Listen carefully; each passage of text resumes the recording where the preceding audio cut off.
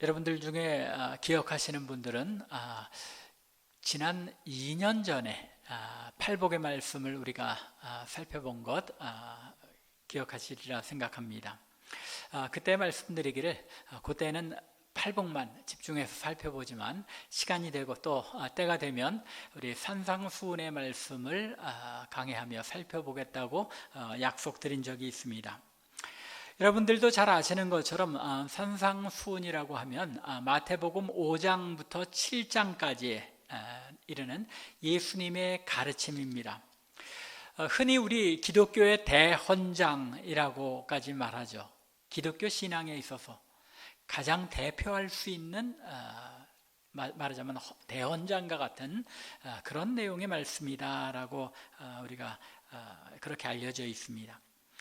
예수님께서 세례 요한에게 세례를 받으시고 성령의 이끌림을 받아 이제 광야에 나가서 시험을 받죠. 사탄에게 시험을 받으시는 것이 4장의 내용입니다. 그 시험 이후에 이제 주님의 본격적인 공생애가 시작되는데 4장 23절에 이제 나타난 바에 의하면 갈릴리 지역의 회당에서 가르치시고 천국 복음을 전파하시며 백성들의 병을 고치시면서 사역을 시작하셨다고 합니다. 그리고 이제 5장으로 들어가면서 이 산상수훈의 가르침이 등장하는데 갈릴리 사역의 초기에, 즉 예수님의 공생의 사역 초기에 이 산상수훈의 말씀을 가르치셨다는 것을 알 수 있습니다. 예수님을 따르는 무리가 많이 예수님께 나오게 되자 이제 주님께서 산에 올라가 앉으셨다고 이제 5장 1절 2절에서 말씀하는데, 산에 올라가 앉으셨을 때 제자들이 주님께로 나와서 주님께서 제자들을 향해 가르치신 말씀이 바로 산상수훈인 것입니다. 여러분들에게 뭘 지금 교정드리려고 하냐면은 5장부터 7장에 이르는 이 산상수훈을 많은 무리들 앞에 선포한 내용이라고 우리가 흔히 생각을 합니다. 무리들이 예수님을 따라 이제 왔을 때 주님께서 산 위에 앉아서 많은 무리들을 대상으로 산에서 베푸신 강설이 바로 산상수훈이다라고 생각하기 쉬운데 그렇지 않다는 겁니다.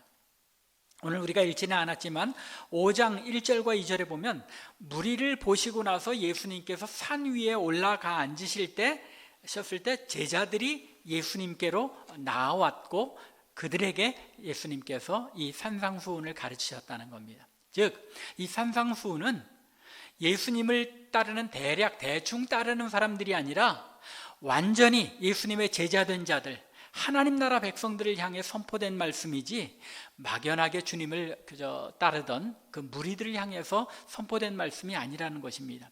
따라서 어떻게 본다면 이 산상수훈의 말씀은 이 마태복음 5장까지의 내용이라면 초기이기 때문에 12제자가 다 모이지 않았을 가능성조차도 있는 때인 겁니다. 그럼에도 불구하고 아주 소수의 주님을 따르는 제자들을 향하여 예수님께서 이 산상수훈의 말씀을 가르치셨고 또 내용으로 보아도 그 내용이 하나님 나라 백성된 사람들을 향한 말씀이지 그저 막연하게 예수님을 따르던 사람들을 향해서 주어진 말씀이 아니라는 것입니다. 이러한 사실은 우리가 팔복의 말씀을 살펴볼 때도 분명하게 나타났죠. 팔복의 말씀의 내용이 어떤 것이었습니까? 하나님 나라 백성의 변화된 정체성에 대하여 알려주는 말씀이 팔복의 말씀이라고 말씀드렸습니다. 하나님 나라 백성은 더 이상 이 세상 사람들과 같은 가치관을 가지고 살아가는 존재가 아니라는 사실, 즉 하나님 나라 백성의 정체성을 알려주신 것이 바로 팔복의 말씀이라는 겁니다. 세상에 그저 막연하게 주님을 따르던 그 무리를 향하여 너희는 이 하나님 나라 백성으로서 심령이 가난해야 하고 애통해야 하고 고난을 받아야 한다고 말씀한 것이 아니라는 겁니다. 하나님의 백성들, 제자된 자들을 향하여 너희의 정체성은 바로 이것이다. 하나님 나라 자녀됐다는 것이 바로 이런 것이다 라고 그들을 향하여 선포한 말씀이라는 것입니다. 결국 예수님께서 말씀하신 8가지 복은 하나같이 이 세상 사람들의 가치관으로 생각하기에는 결코 복이라고 할 수 없는 그런 내용들이었던 것을 우리가 기억합니다. 그리스도를 따르는 제자들은 이 세상 사람들과는 전혀 다른 가치관을 가지고 사는 존재라는 것을 분명하게 설명하신 것입니다. 이처럼 하나님 나라 백성들, 즉 주님의 제자들은 세상 사람들과는 구별된 전혀 다른 세상에 속한 사람들임을 알려주신 후에, 그럼에도 불구하고 이 세상에 발을 딛고 사는 인간으로서 이 땅에 살아가면서 지닌 역할, 즉 이 세상에서 하나님 나라 백성이 어떤 역할을 하며 어떤 모습으로 살아가야 하는지를 알려주신 것이 바로 이어지는 산상수훈의 말씀의 내용인 것입니다. 그러므로 오늘 본문은 제자가 된 그리스도인, 주님을 자신의 삶의 왕으로 모시고 그 뜻에 순종하는 사람들이 이 세상을 살아갈 때 어떤 모습으로, 어떤 역할을 하며 살아가야 할지를 가르쳐 주신 말씀인 것입니다. 바로 우리가, 여러분들이 이 땅을 살아가며 어떤 모습으로 살아가야 할지에 대해서 말씀하고 있다는 것입니다. 따라서 이 말씀을 통하여 다시 한번 그리스도인으로서 나 자신이 이 세상에서 어떤 모습으로 살아가야 할지를 돌이켜보고 주님께서 원하시는 참 하나님 나라 백성의 삶을 감당할 수 있는 계기가 되기를 간절히 바랍니다.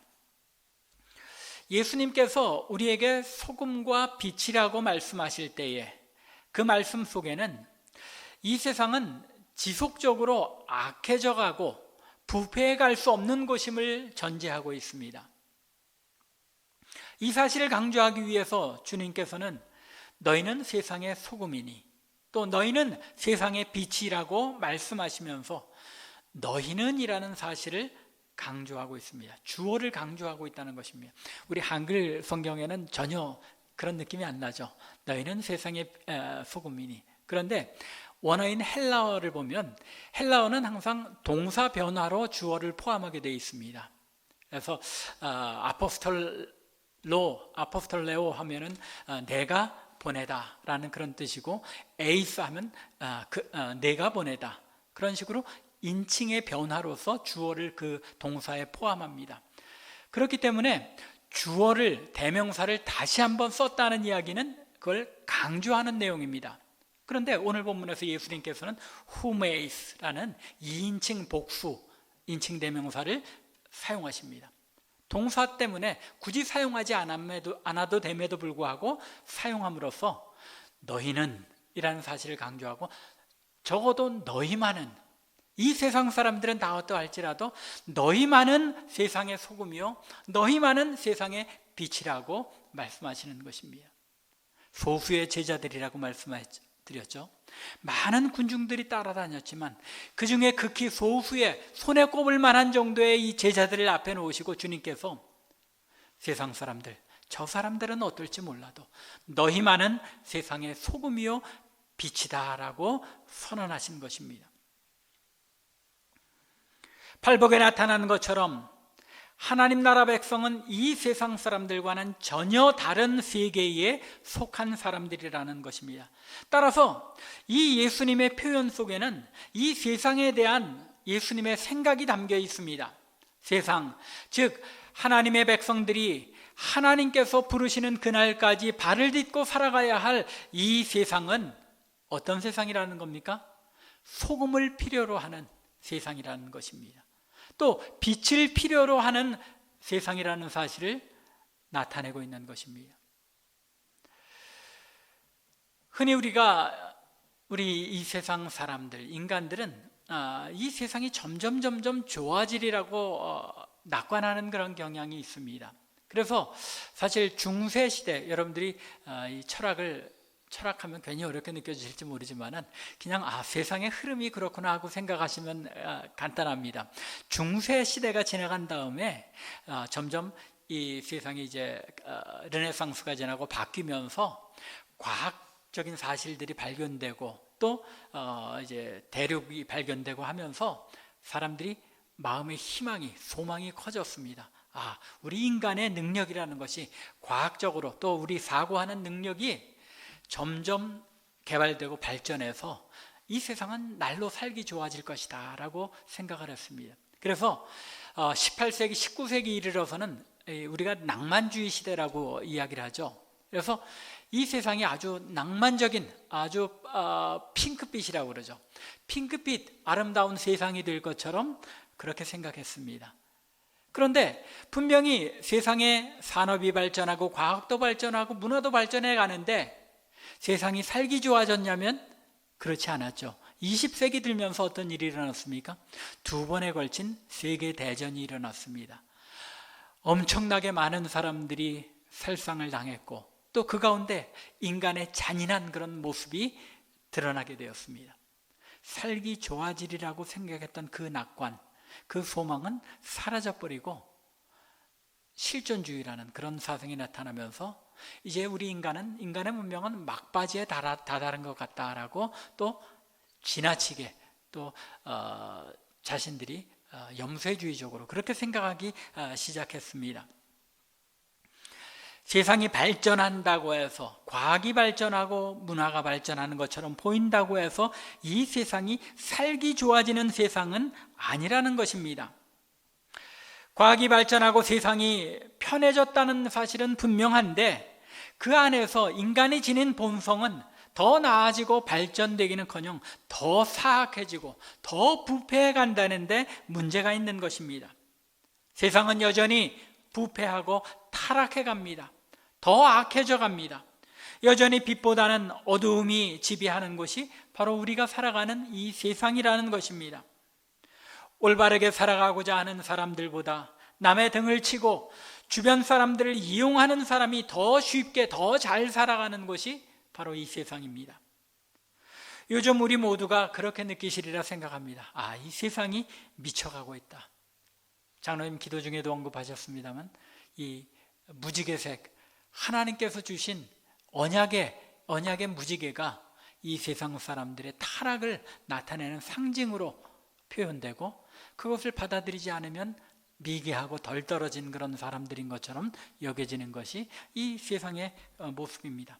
정상이 비정상적인 것이 되고 비정상적인 것은 더욱더 부패해서 엉망으로 망가져버린 세상이 바로 지금 우리가 살아가고 있는 이 세상이라는 것입니다.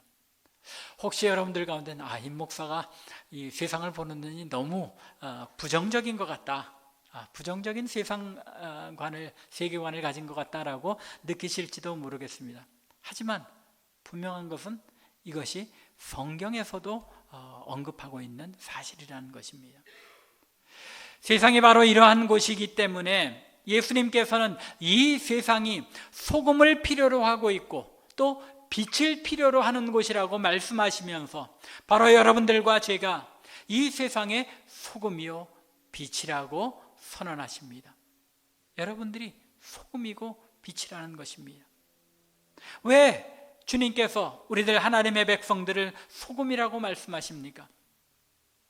소금의 역할 우리가 많이 들으셨죠, 여러분들. 이 소금과 빛에 대한 설교를 많이 들으셨는데 대개 2가지 기능이 소금에 있다고 말씀하죠. 하나는 맛을 내는 역할이고 하나는 부패를 방지하는 역할이라고 합니다. 그런데 이 전체적인 문맥을 보면 오늘 예수님께서 맛을 내는 그런 기능보다는 부패를 방지하는 그런 기능에 더 초점을 맞추고 계시다는 것을 알 수 있습니다. 음식의 맛을 내는 건 소금만이 아니죠. 여러 가지 다양한 맛을 낼 수 있지만 주님께서 이 빛과 소금이라는 것을 대조하면서 말씀하실 때 이 소금이라는 것은 부패를 막아주는 역할, 고대 사회에서 고기를 부패하지 않게 보관하려면 소금을 그 고기에 문질러서 보관을 했다고 하죠. 그대로 두면 고기 자체에 있는 균과 세균과 또 공기를 통해 전염된 세균 때문에 상하고 부패하게 될 고기를 소금을 문질러서 잠가두면 그 부패가 지연된다는 것입니다. 늦춰진다는 것이죠. 그러므로 이미 상하고 부패한 것을 돌이켜서 싱싱하게 만들 수는 없지만 적어도 소금으로 부패를 지연시킬 수 있으며 또 그것이 바로 우리 주님께서 오늘 본문에서 이 세상은 부패하는 고기와 같은 세상이다라고 보시고 우리로 하여금 너희는 세상의 소금이라고 말씀하신 이유입니다. 물론 어떤 목사님들 또 학자들은 이 구절에서 맛을 내는 기능에 대해서 강조하기도 합니다. 그런데 그 기능은 조금 뒤에 빛에서 더 강조되어 있는 것이 아닌가 생각되고 또 그것에 대해서 깊이 다루지는 않겠습니다. 짧은 시간에 빛과 소금을 다 우리가 생각해 보아야 하기 때문에 제가 보기에는 그리고 또 이 문맥상으로 보기에는 주님께서 초점을 두고 있는 것은 소금의 짠 역할, 그것으로 말미암아 부패를 방지하는 그 역할에 초점을 두고 계시다는 것입니다. 그대로 내버려 두면 점점 부패하고 감염되어 썩어져 갈 수밖에 없는 곳, 그것이 바로 예수님께서 보신 이 세상이고 또한 그것이 성경이 보는 세상의 모습이라는 것입니다. 실제로 오늘날 우리의 주변을 보면 경제적으로나 물질적으로는 나아졌는지 모르지만 점점 흉흉해가는 인심과 악한 생각으로 넘쳐나는 시대를 살아가고 있는 것이 분명합니다. 그래서 사도 바울도 디모데후서 3장 1절부터 5절에서 이렇게 말씀하죠. 말세에 고통하는 때가 이르러 사람들이 자기를 사랑합니다. 자기를 사랑한다고 합니다. 자기애가 너무 넘쳐서 나머지 다른 사람들에 대해서는 무시하고 신경도 쓰지 않는 시대입니다. 자기 기분의 만족을 위해서 살인을 저지르는 그런 시대입니다. 또 돈을 사랑하며 자랑하며 교만하며 비방하며 돈을 사랑하는 것, 지난주에도 이미 말씀드렸죠. 우리 모두가 심지어 그리스도인들조차도 이 돈을 사랑함으로 우상 숭배에 빠지게 된 일들이 많이 있는 것 우리가 잘 알고 있습니다. 부모를 거역하고 감사하지 아니하고 거룩하지 아니하며 또 무종하며 원통함을 풀지 아니하며 또 다른 사람들을 모함하고 절제하지 못해서 사납게 굴고 선한 것을 오히려 미워하는 그런 시대입니다. 또 사람을 배신하고 조급하여 자면하며 쾌락을 사랑하기를 하나님 사랑하는 것보다 더하며 심지어는 경건의 모양은 있으나 무슨 이야기입니까? 믿는 사람들 이야기죠. 경건의 모양은 있으나 경건의 능력은 부인하는 이런 헛된 믿음을 가진 그리스도인들이 있다는 것입니다. 말세의 현상이라는 것입니다.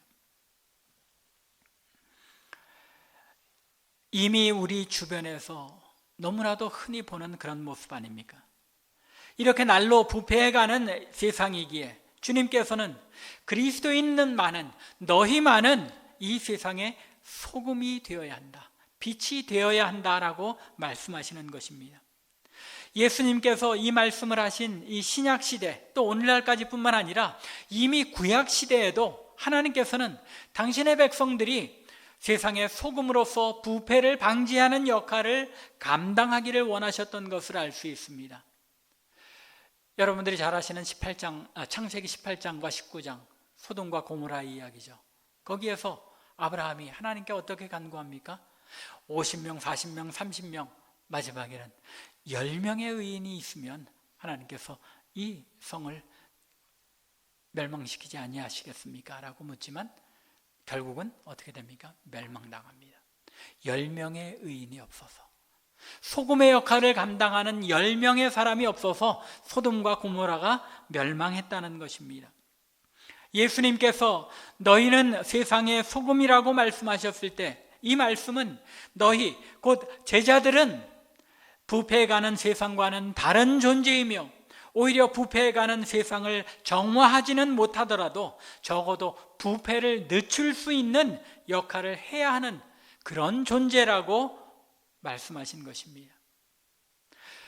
썩어가는 고기를 소금에 절인다고 해서 그 고기가 펄떡펄떡 살아나는 생생한 고기로 살아납니까? 그렇지는 않죠. 고기는 소금을 발라 절이면 그 부패를 조금은 늦출 수 있는 것처럼 오직 하나님의 백성들, 그리스도인들만이 부패해가는 세상, 전혀 부패하지 않도록 막을 수는 없지만 그 부패의 속도를 늦추는 역할을 할 수 있다고 가르치시는 것입니다.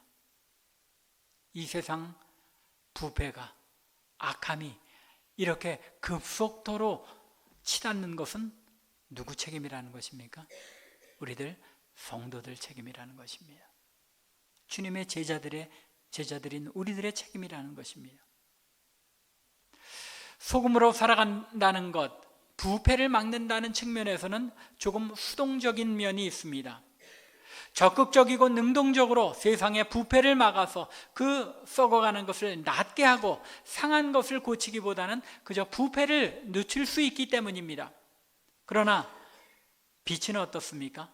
보다 긍정적이고 능동적인 측면을 가지고 있습니다. 빛은 어두움을 물리칩니다. 빛이 있는 곳에 어두움이 사라집니다. 빛이 있는 곳에 생명이 살아납니다. 모든 생물은 빛을 필요로 합니다. 빛이 있을 때, 햇빛이 비치면 생물들이 살아나고 자라납니다. 빛이 있어야만 생명이 돋아나며 자라나는 것입니다. 따라서 너희는 세상의 빛이라는 이 주님의 말씀은 우리들 하나님의 백성들이 이 세상의 어두움을 물리치는 그런 데만 머무는 것이 아니라 오히려 생명을 전하는 자리에까지 생명을 비추는 그런 존재가 되어야 한다는 것입니다. 사실 에베소서 5장 8절 말씀에 의하면 우리 모두가 다 예전에는 어두움의 자녀들이었죠. 너희가 전에는 어둠이더니 이제는 주 안에서 빛이라 빛의 자녀들처럼 행하라.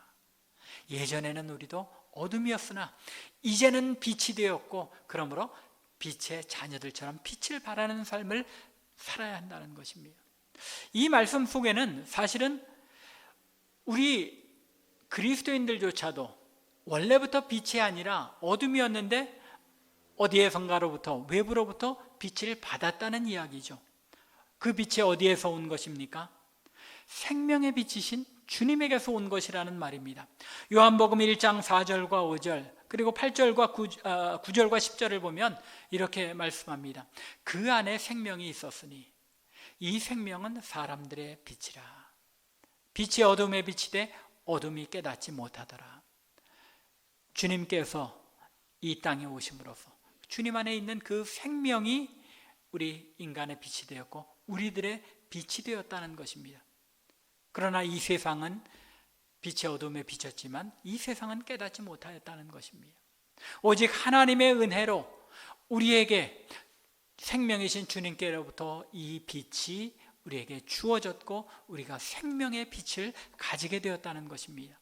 9절에서는 참 빛, 곧 세상에 와서 각 사람에게 비추는 빛이 있었으니 모든 사람에게 이 빛이 비추었을 때 그 세상은 그를 알지 못하였고 우리들 택함 받은 하나님의 백성들만이 이 생명의 빛을 얻어서 누리게 되었다는 것입니다.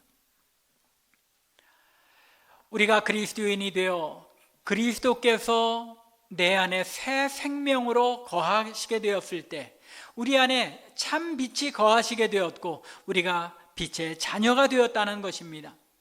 이제 우리가 빛이 되었기에 우리가 가는 곳마다 어둠이 사라져야 하는 것입니다. 빛과 생명이 우리들로 하여금 전달되어야 하는 것입니다. 그래서 마치 산 위의 동네가 그 어디에서도 볼 수 있는 것처럼 우리의 빛이 이 세상에서 어디서나 드러나게 되어 있다는 것입니다. 또한 이 빛은 어둠을 빛으로 바꾸고 변화시키죠. 빛이 비치면 어둠은 물러가게 되어 있습니다. 제가 대학 때 수학여행을 이제 지리산으로 이제 가서 예전에 한번 말씀드렸을 거예요. 많은 일들이 있었는데 지리산에서 이제 일출을 다 함께 보는데 깜깜할 때 이제 그 노고단에 거기 올라가서 일출을 봅니다. 깜깜한데 조금씩 밝아오죠. 그러나 해가 탁 뜨면 세상이 확 밝아지는, 어둠이 점차로 물러가면서 빛이 밝아지고 온 세상이 환하게 밝아지는 것, 여러분들이 일출을 보셨기 때문에 아실 겁니다. 마치 그것처럼 우리 그리스도인의 존재, 성도의 존재가 그러하다는 것입니다. 우리들이 빛을 발할 때에 그 빛으로 말미암아 우리 주변이 환하게 밝아지게 되어야 한다는 것입니다. 빛이 그 역할을 제대로 못하지 않는 한 세상은 우리로 인하여 밝아져야 한다는 것입니다. 빛이 그 역할을 제대로 역할하지 못하는 경우가 있다고 말씀하죠. 언제라고 말씀합니까? 오늘 본문에 의하면 등경 위에 두지 않고 등경 아래 둘 때에 빛을 발하지 못한다고 합니다. 15절에 말씀한 것처럼 등불을 말 아래 두지 아니해야지만 등경 위에 두어야만 온 방안이 또는 온 세상이 비춰질 수 있다는 것입니다. 우리 자신이 그리스도인임을 감추고 어둠 속에 스며들 때 그 빛을 잃어버리게 된다는 것입니다. 우리의 빛을 등경 위에 두는 삶을 살아낼 수 있기 바랍니다. 여러분들, 그리스도인임이 어떤 사람 앞에 가서 이야기하기에 부끄럽습니까? 그 마음은 여러분들의 등불을 말 아래 감추는 그런 삶인 것을 기억하시기 바랍니다. 등경 위에 우리의 빛을 두라고 주님께서 명하시는 것입니다. 주님의 경고를 잘 우리가 새겨들을 수 있기 바랍니다. 소금이 그 맛을 잃으면 밟히게 된다고 말씀합니다. 어떤 분들은 이 말씀을 소금이 맛을 내려면 녹아 들어가야 된다. 그렇잖아요. 국에다가 소금을 넣으면 저어서 녹아야지 이 맛이 돼. 그래서 그걸 가지고 이 본문 말씀을 그리스도인들이 세상에 침투해 들어가서 세상과 동화되어서 거기서 빛을 발하고 소금의 맛을 내어야 한다라고 그렇게 해석하고 설명하는 분들도 계십니다. 굉장히 그럴듯하죠. 적극적이고. 그런데 교회의 역사, 세상의 이 역사를 보면 그리스도인들이 세상에 동화되고 그 안에 들어가서 성공한 예가 없습니다. 오히려 교회가 타락하고 세속화되어서 결국은 세상에 흡수되어 버리는 그런 일들만 있었다는 것입니다. 착각하지 말아야 한다는 것입니다. 소금이 소금의 역할을 하는 것은 짠맛을 그대로 가질 때 역할을 하는 것이지, 세상과 다름을 그대로 가지고 있어야만 세상의 부패를 막을 수 있는 것이지, 세상과 동화되어야 한다는 그런 명목하에 우리의 짠맛을 조금 덜 짜야 세상이 받아들일 수 있는 것처럼 그렇게 여겨서는 동화되어질 뿐이라는 것입니다. 오히려 세상에 동화되어 세속화되어질 뿐이라는 것입니다. 그 짠맛을 잃어버리게 되면 아무짝에도 쓸모없다는 것입니다. 버려질 수밖에 없다는 것입니다. 그러면 이제 마지막 우리가 생각해 보아야 할 것이 하나 남았죠. 소금의 역할, 빛의 역할을 해야 하는 것은 알겠는데 어떻게 하면 소금의 역할을 하고 어떻게 소금과 빛으로 우리가 이 땅에 존재할 수 있느냐는 것입니다. 예수님의 이 가르침 속에서 우리가 주목해야 할 것은 13절과 14절에서 예수님께서 뭐라고 말씀하시는지 눈여겨보시기 바랍니다. 너희는 세상의 소금이 되라, 너희는 세상의 빛이 되라 라고 말씀하시지 않고 뭐라고 말씀하십니까? 너희는 세상의 소금이다, 너희는 세상의 빛이다. 이미 빛이고 이미 소금이라는 것입니다. 소금이 되어야 하고 빛이 되어야 하는 것, 그것이 우리의 삶의 목표가 아니라는 것입니다. 문제는 얼마나 소금다운 소금이며 얼마나 빛다운 빛이냐의 문제라는 것입니다. 소금도 농도에 따라 소금 역할을 충분히 잘 해내지 못하는 소금이 있고 소금의 역할을 잘 감당하는 소금이 있습니다. 요새 이 소금 정제하는 기술도 참 많이 발전했죠. 그래가지고 되도록이면 인체에 해가 없는 소금을 만든다 해가지고 뭐 죽염이다, 뭐 천일염이다, 뭐 해서 굉장히 다양하게 하죠. 그러나 가장 중요한 건 무엇입니까? 불순물이 없이 짠맛을 올바로 낼 수 있는 소금이냐 아니냐 하는 것입니다. 마찬가지로 우리 그리스도인들에게 있어서 여러분들 모두가 소금인데 문제는 짠맛을 내는 소금이냐 아니면 짠맛의 그 짠 농도를 완전히 아까 말씀드린 것처럼 희석시켜서 세상에 동화되어 버린 그런 짠맛이냐 하는 것입니다. 빛도 마찬가지이죠. 촛불 같은 빛이냐 반딧불 같은 빛이냐 아니면 100V 전구 같은 빛이냐의 차이가 존재한다는 것입니다. 이와 마찬가지로 성도는 모두 소금이요 빛이지만 진짜 소금 같은 성도, 진짜 환히 비추는 빛인 성도가 있는 반면에 제대로 맛을 내지 못해 거의 소금 역할을 못하는 성도, 또 그 빛이 희미해져 있어서 빛인지 아닌지조차도 알 수 없는 성도도 있을 수 있다는 것입니다. 문제는 과연 나는 어떤 빛이요 어떤 소금이냐는 것입니다. 우리 스스로를 돌이켜 볼 수 있는 이 시간 되기 바랍니다. 여러분들 이미 잘 알고 있는 말씀이잖아요. 평생 동안 신앙생활하면서 수도 없이 들은 말씀이잖아요. 그런데 문제는 여전히 내가 짠맛이 있냐, 여전히 내게 환한 빛이 있느냐 하는 것입니다. 이것 때문에 이 설교 말씀이 필요한 거지, 여러분들은 이미 너무 잘 알고 있습니다. 해답을 알고 있다는 말입니다. 그러면 어떻게 소금으로, 어떻게 빛으로 존재한다는 것입니까? 어떻게 보다 소금다운 소금, 빛다운 빛으로 존재할 수 있다는 것입니까? 세상의 빛으로, 소금으로 산다는 것은 그리스도를 닮는 삶을 산다는 것이죠. 예수를 닮은 제자로 살아간다는 것, 그것이 바로 이 세상과 다르게 살아가는 것이고 또 소금이요 빛으로 살아간다는 것입니다. 답은 단순하죠. 그런데 문제는 그 삶을 살아간다는 것이 너무 어렵다는 데 문제가 있는 것입니다. 오늘날 교회가 교회답지 못하고 성도가 성도답지 못하게 된 이유가 어디에 있는 것입니까? 소금의 짠맛을, 빛의 환한 그 빛을 우리가 나타내지 못하고 있다는 데 있는 것입니다. 제가 자주 말씀드리죠. 성도는 눈이 세 개인 이 세상 사람들 사이에서 눈이 한 개인 사람들로 살아가야 한다는 것입니다. 그러다 보니까 다 셋인데 나만 하나니까 그것이 부끄럽고, 그것이 부담스러워서, 그 다름이 싫어서 스스로 눈이 세 개인 사람들처럼 눈을 두 개를 더 그리고 살아간다든가, 아니면 그런 사람들인 척 살아가려고 동화되어 버렸다는데 문제가 있다는 것입니다. 그리스도인으로, 소금으로, 빛으로 살아간다는 것은 주님께서 팔복의 말씀과 산상수훈에 가르치시고 그러한 삶을 주님께서 가르치실 뿐만 아니라 친히 살아내신 것처럼 우리도 주님을 닮아가며 그 발자취를 살아내는 것입니다.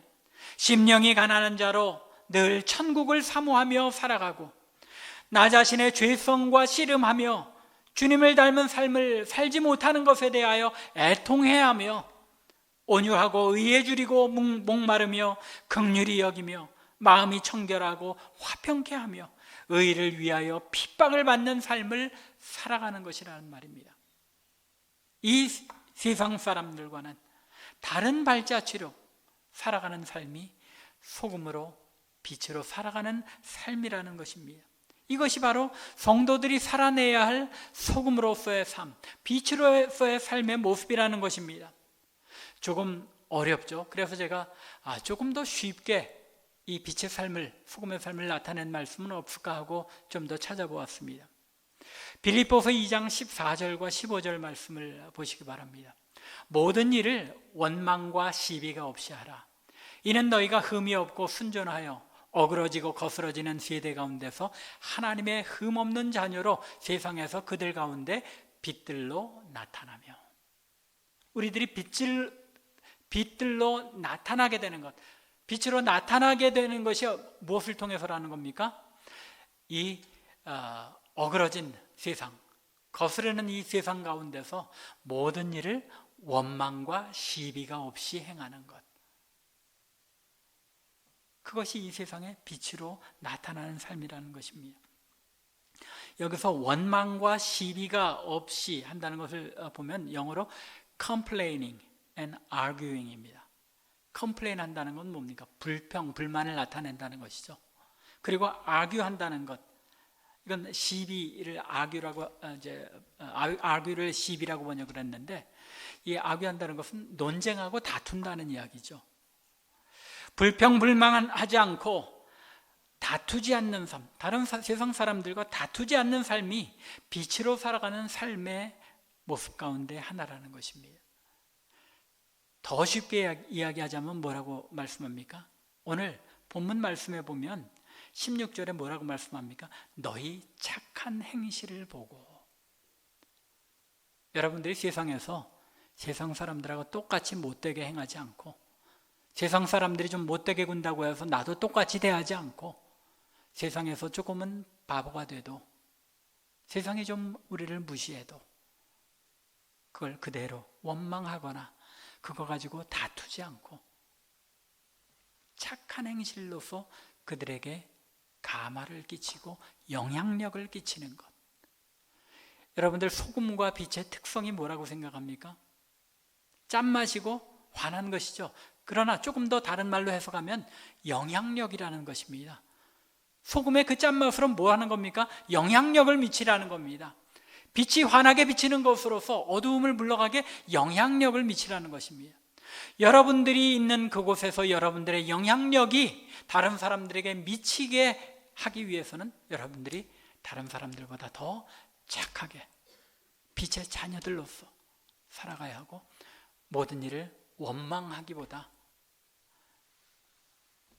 보듬어주고 다른 사람들에게 시비하고 다투기보다 그 사람들을 우리가 용납하고 받아들여주는 그런 마음으로 살아갈 때에 소금과 빛으로 살아가는 삶이라는 것입니다. 그렇게 할 때 16절 마지막에 보면 뭐라고 말씀합니까? 너희 착한 행실을 보고 하늘에 계신 너희 아버지께 영광을 돌리게 하라. 누가 영광을 돌린다고 하는 겁니까? 우리의 소금의 모습과 빛의 모습을 본 주변 사람들이 당신이 믿는 하나님이 영광 받으시기를 원한다 하고 하나님을 영광 돌리게 된다는 것입니다. 이런 삶이 초대교회 성도들의 삶에 있었던 겁니다. 또 우리의 믿음의 선조들의 삶이 있었던 겁니다. 이런 삶이 오늘날 이 시대 우리에게서 사라져가고 있기 때문에 이 세상이 과거보다 더 악하고 더 부패한 세상으로 급속히 달려가고 있는 것입니다. 말씀을 맺겠습니다. 소금이 맛을 잃는다면 아무 쓸모가 없어진다고 주님께서 말씀하십니다. 땅에 버려져서 밟힐 뿐이라는 것입니다. 빛이 비치지 않는다면 스스로의 존재 목적을 잃어버리는 것입니다. 이것이 주님께서 너희는 세상의 소금이요 빛이라고 말씀하신 이유입니다. 우리는 세상의 부패를 막는 소금으로 부르심을 받은 사람들입니다. 이 세상을 비추어 참 빛이 무엇인지, 참 생명이 무엇인지를 나타내는 역할을 맡은 자들입니다. 이 세상이 부패하고 어둠 속에 멸망을 향해 치닫는 세상이기에 우리를 이 땅의 교회로 불러 소금으로 부패를 막으며 등경 위에 올려놓은 빛으로 온 방안을 환히 비추라고 주님께서 우리를 이 시대에 우리를 하나님의 자녀로, 하나님 나라 백성으로 부르셨다는 것입니다. 소금이 되고 빛이 되라는 것입니다. 우리가 잘 기억해야 할 것은 예수님께서 이 말씀을 누구에게 전하셨는지 제가 초반에 말씀드렸죠. 잘 기억하시기 바랍니다. 그 당시, 예수님 당시 세상의 중심이 어디입니까? 세상을 변화시킬 수 있는 것이 어디입니까? 로마입니다. 로마의 궁정에 있는 고위 정치가들 또는 귀족들, 그들을 통해서 예수님께서 세상을 변화시키고자 하지 않으셨다는 것입니다.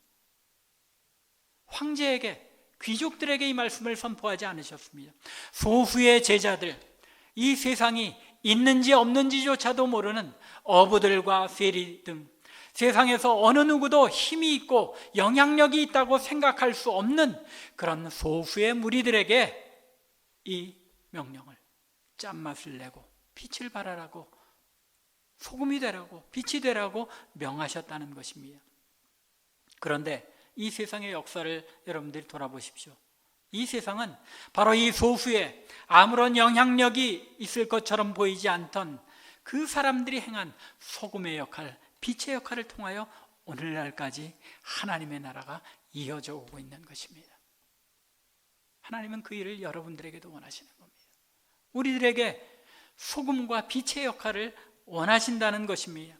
이것이 하나님께서 하나님 나라 백성들을 통해서 이 세상의 부패와 멸망, 심판을 늦추시는 하나님의 방법이요 또한 하나님의 뜻이기 때문입니다. 과연 나는 이 시대의 소금과 빛으로서 나의 하나님의 백성으로서의 존재 목적을 이루어가고 있는지 돌아보시는 이 시간 되기를 바랍니다. 나는 과연 얼마만큼의 짠맛을 가진 소금입니까? 얼마만큼의 환함을 가진 빛입니까? 나는 짠맛을 내고 있는지, 과연 빛을 비추고 있는지 늘 나의 삶을 돌아보며 매일의 삶 가운데 짠맛을 내고 빛을 비침으로써 하나님의 영광을 드러내는 저와 여러분들, 우리 참빛교회 되기를 주님의 이름으로 간절히 축원합니다. 기도드리겠습니다.